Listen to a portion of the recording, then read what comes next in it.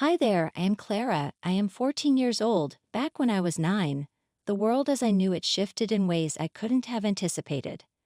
My mom had left us too soon, leaving a gaping hole in our lives that Dad and I tried to patch up in our clumsy, grief-stricken ways.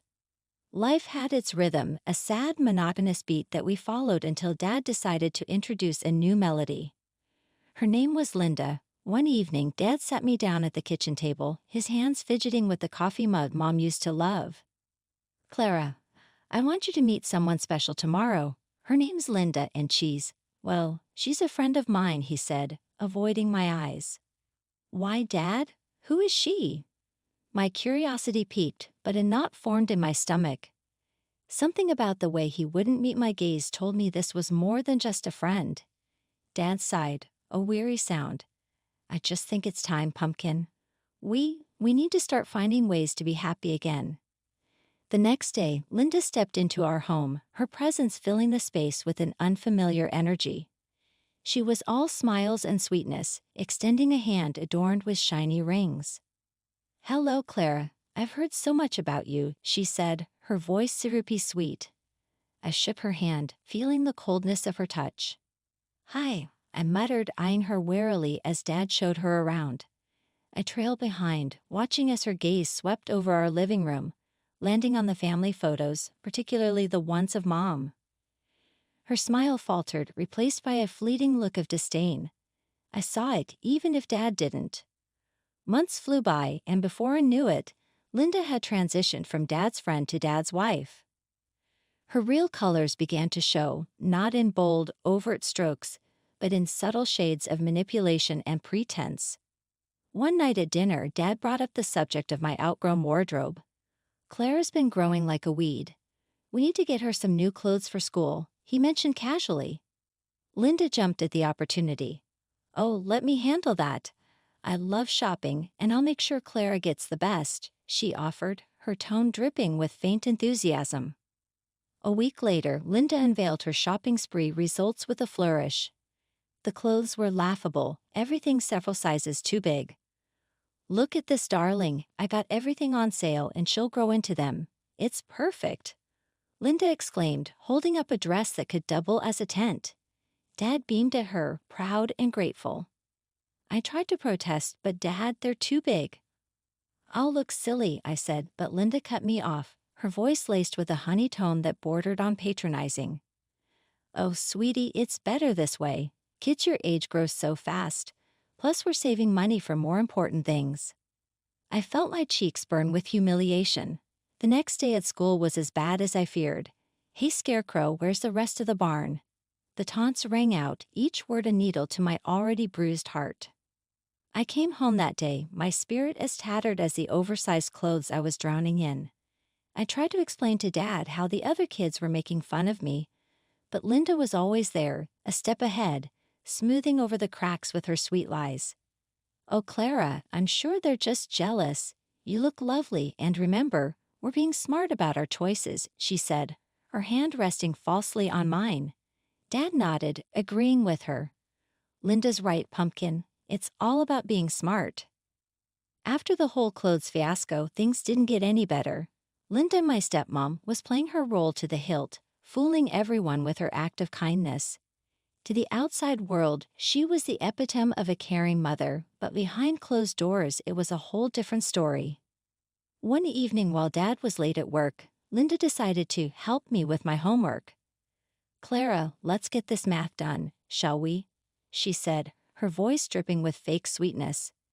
I wasn't keen on the idea, knowing well how her help usually turned out. I've got it, Linda, really, I replied, trying to keep my voice steady. Nonsense, she insisted, pulling a chair up beside me. As she leaned over to see my workbook, her criticisms began. Clara dear, this is all wrong. How have you not grasped this yet? It's simple arithmetic. Her words stung, more so because I knew my math was right. I double-checked it, Linda. It matches the examples in the textbook. I defended myself, my frustration growing. You must have misunderstood the textbook then. Here, let me show you the right way. She proceeded to correct my work, effectively making it all wrong. The next day, when my math teacher reviewed my homework, I got a lecture in front of the whole class about double-checking my work. Humiliated, I couldn't even explain that it wasn't my fault. That evening, I tried to tell Dad about it. "Dad, Linda messed up my math homework on purpose," I said, hoping he'd see reason. But Dad, tired from work, just sighed. "Clara, Linda's trying to help you. Maybe you're not seeing her efforts." Then came the parent-teacher conference. Linda insisted on going with Dad, declaring, "I want to be involved in Clara's education," playing the devoted stepmother perfectly. At the conference, Linda was all charm, laughing and chatting with my teachers. "We're so grateful for all your hard work with Clara. We know she can be a challenge, but we're all in this together," she said, laying it on thick. The worst part was the way Linda volunteered for every school event, painting herself as the martyr, taking on the burden of a stepchild with grace and love. "It's the least I can do for poor Clara," she'd tell other parents, her voice laced with faint concern. "After all, she's been through so much with her mother's passing, and they bought it hook, line, and sinker." Linda was the saint, and I was just the troubled kid, ungrateful for the love and care she showered on me. One evening, I decided I couldn't stomach another dinner, acting like everything was okay. Linda had made some casserole, the kind she knew I didn't like, yet insisted I eat because it was her specialty. "Clara, can you set the table, please?" Dad asked as he walked into the kitchen, oblivious to the tension. "I don't see why I should let Linda do it," I retorted, my voice sharper than I intended. Linda, feigning surprise and hurt, clasped her hands together.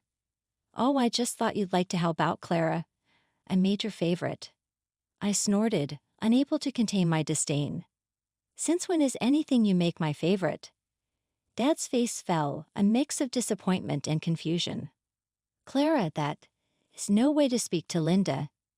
She's trying to make my life miserable, more like," I muttered under my breath, but loud enough for both of them to hear.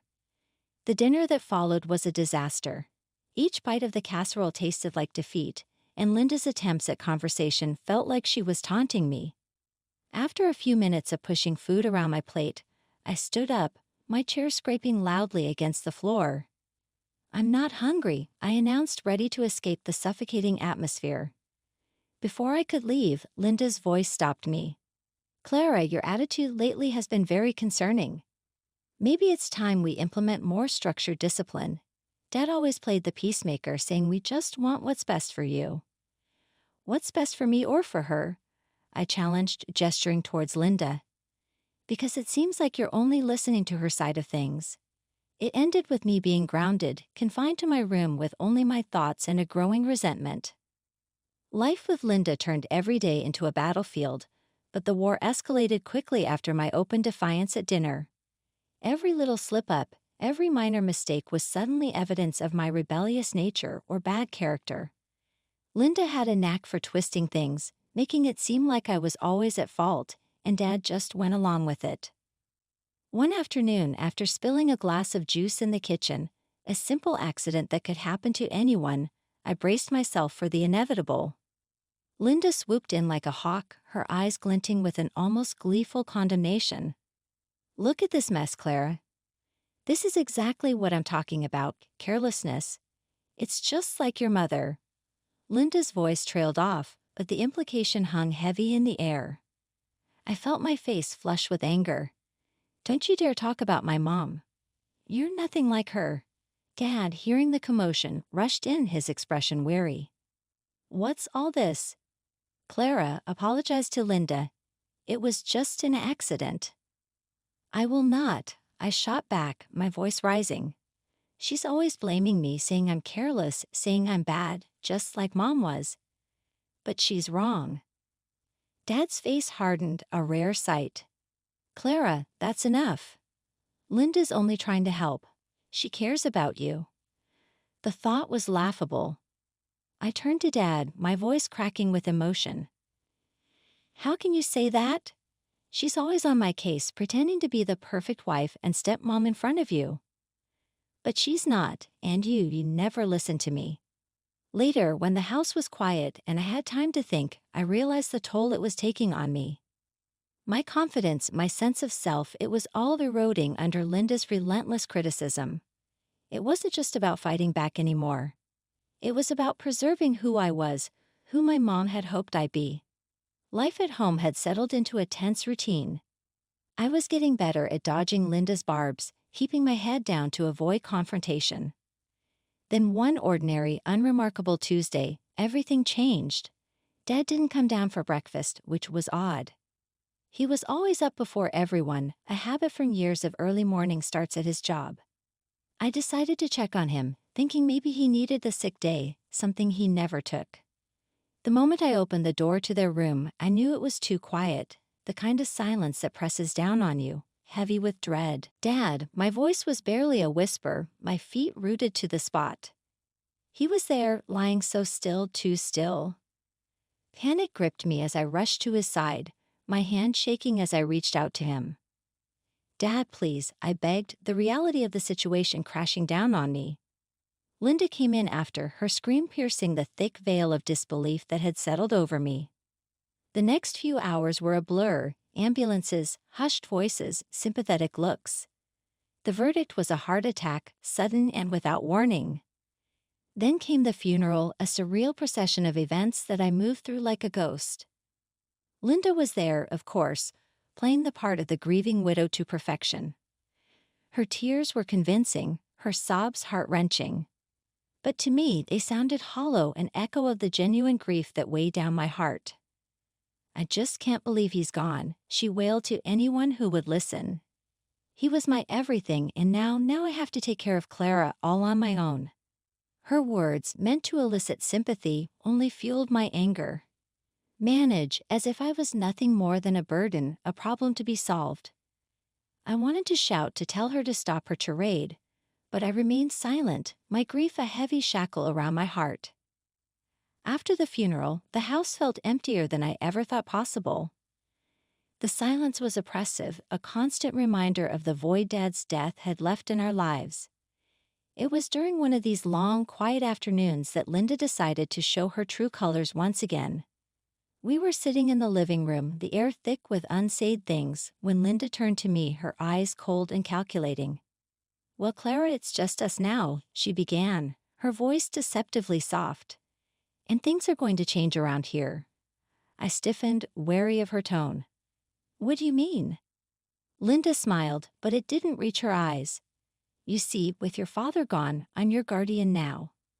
And that means I'm in charge of you and your inheritance." My heart sank.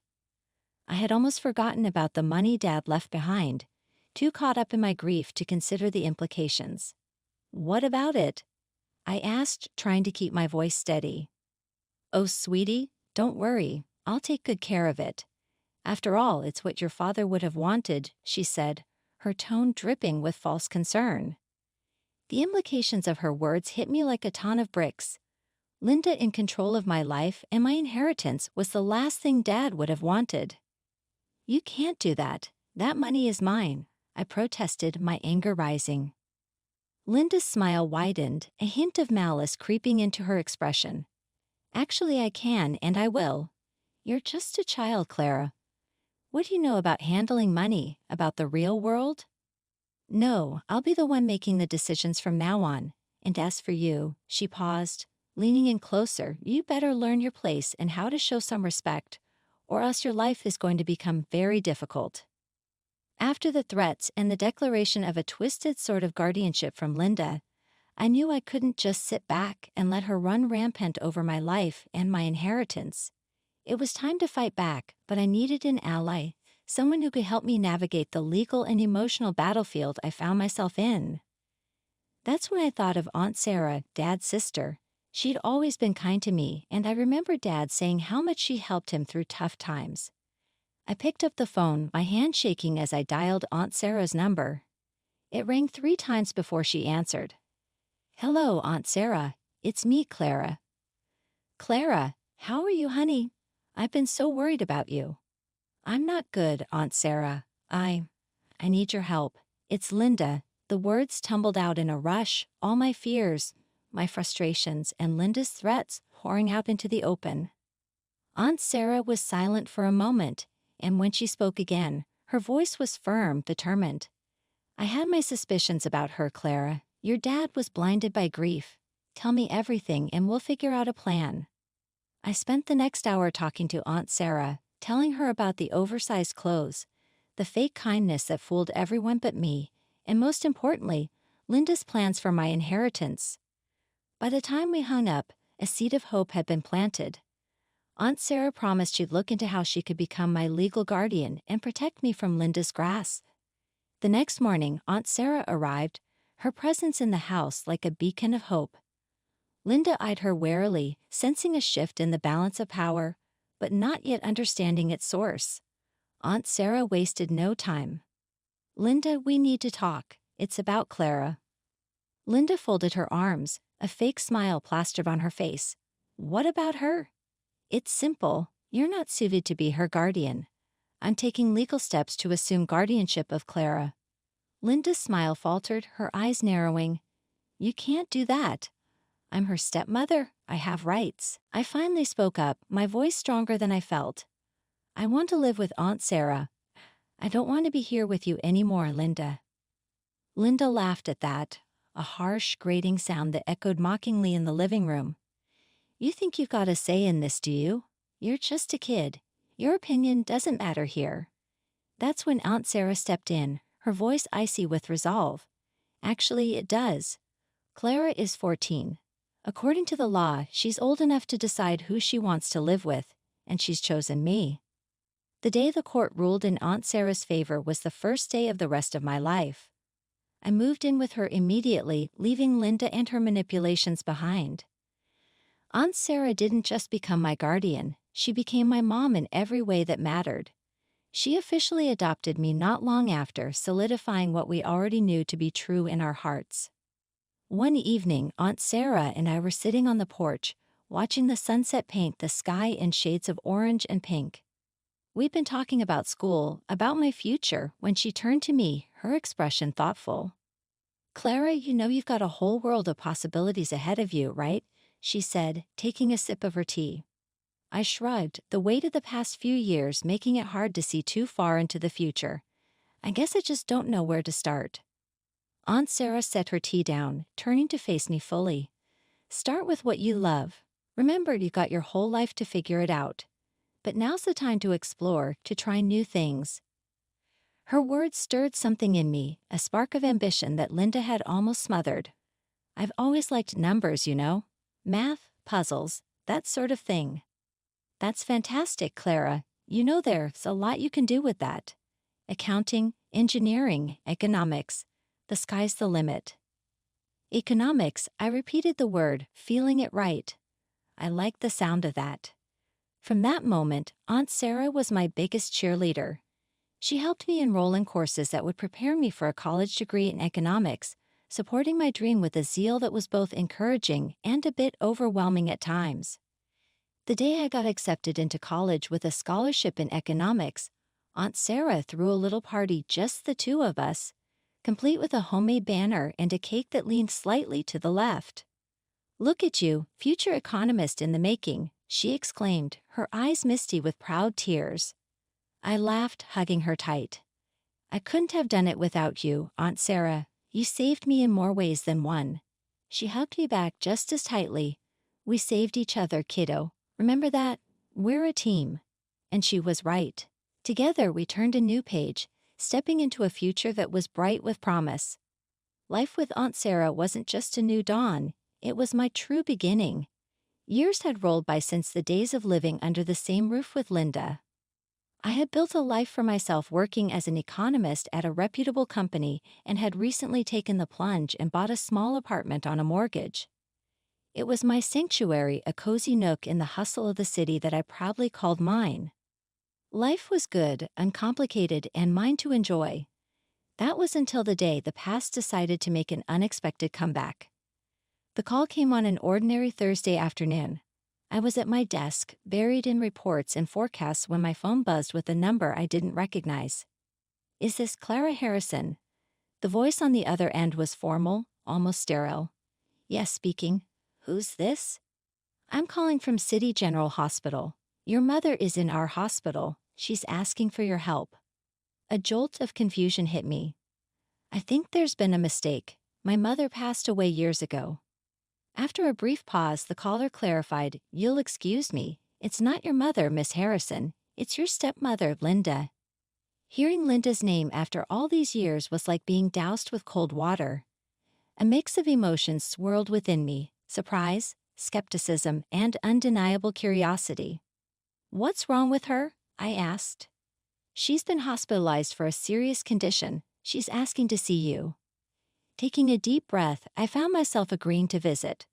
"All right, I'll come by after work."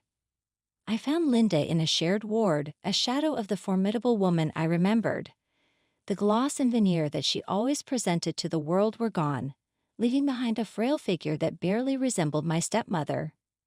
As I approached, her eyes found me, and a flicker of something, relief, perhaps, crossed her face.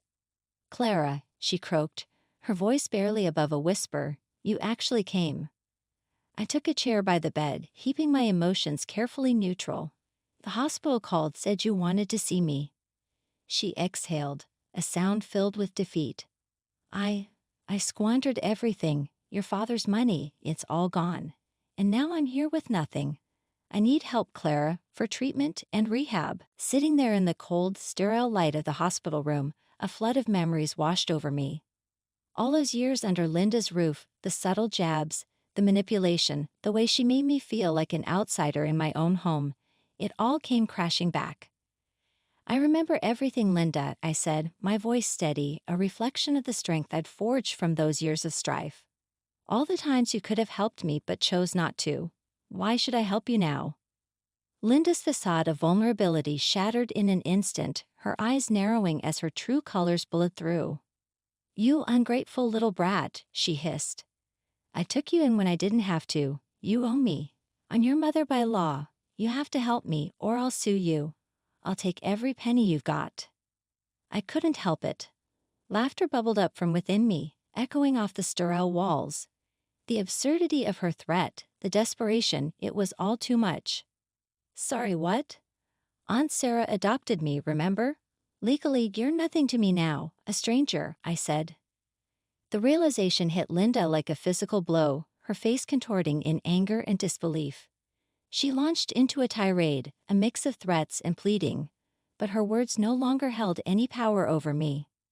I looked at her, really looked at her, and saw nothing but a sad, broken figure clinging to delusions of entitlement. "I'm not your daughter, Linda, not by blood and certainly not by law. You made sure of that a long time ago," I said, turning on my heel and leaving the room, her shouts of rage and despair fading with each step I took. Outside, the world seemed brighter, the air fresher. I took a deep breath, savoring the freedom, the closure. Linda was my past, a chapter finally closed, and I was the author of my future, writing my story one step at a time.